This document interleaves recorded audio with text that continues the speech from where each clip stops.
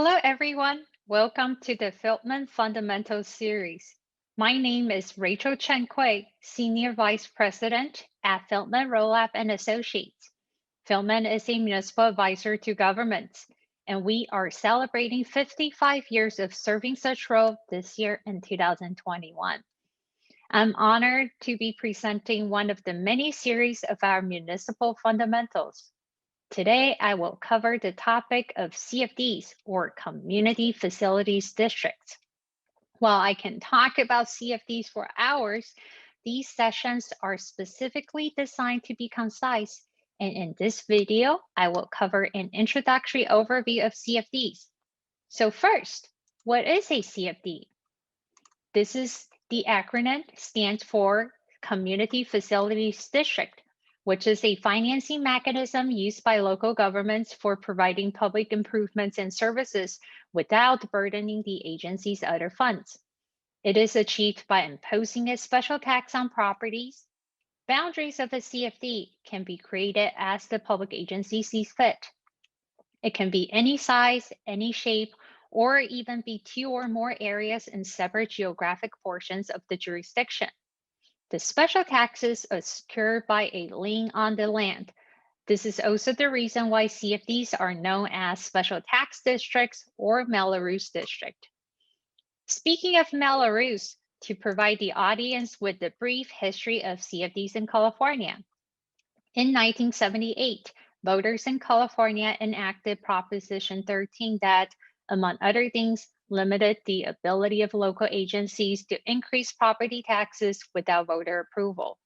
As a result, public agencies experienced difficulties obtaining necessary funds for public infrastructures and services thereafter. Then, the Melrose Community Facilities Act of 1982 was passed that year and authorized CFDs for such purposes. It can be established through the votes of the owner of a particular property, which is often the developer, as opposed to all registered owners within the entire jurisdiction. CFD taxes are also limited to the particular boundaries. With that, CFDs provide fundings for public services and infrastructures in developing areas without impacting existing residents. They're now commonly used throughout the state by counties, cities, school districts, and more to better mitigate impacts on public agencies as a result of local development. Now that we covered the background information, what can you spend the CFD dollars on? Here is a list of infrastructures and services that CFDs are generally authorized to finance. Improvement projects being funded by CFD revenues do not have to exist within the boundaries of the CFD and can include schools, streets, library, parks, and basically any construction and improvement of real property that have an useful life of 5 years or longer. While it may be less familiar to folks, CFDs can also finance a wide range of services, from police, fire, and flood protections, as well as maintenance of parks, open space, library, etc., with certain exceptions. Additionally, in order to reduce the cost and number of CFDs on a property, Joint Community Facilities Agreement, or JCFAs, is an efficient way allowing a lead agency to finance fees or facilities for other agencies. JCFA on its own can be a separate topic that we'll hope to cover in future sessions. You may ask, why would one consider CFDs? I will cover it from three different perspectives. First, for agencies, CFDs allow another method to fund the much needed facilities and services and assist with development. For some agencies, such as school districts, CFDs can finance a premium on top of the statutory developer fees, providing the school district with facilities funding closer to the actual impact of development as opposed to the receipt of developer fees over the life of the project. A CFD, including the vote and taxes, is limited to a specified boundary, not the entire jurisdiction. The issuance of bonds by the CFD can provide timely, upfront, and lump sum funding. The special taxes levied within the CFD provide the security for the bonds, while other funds of the agencies are not exposed to CFD debt. Lastly, some agencies also structure their CFDs to generate annual surplus special taxes for pay-as-you-go facilities that is above and beyond what is required for paying the principal and interest on the CFD bonds and or the administration costs of the CFDs. Next, for the developers, CFDs can be beneficial to them as well because better infrastructures increase the marketability of the project. With the CFDs financing the impact fees and needed improvements, the cost to build the project becomes lower for the developers.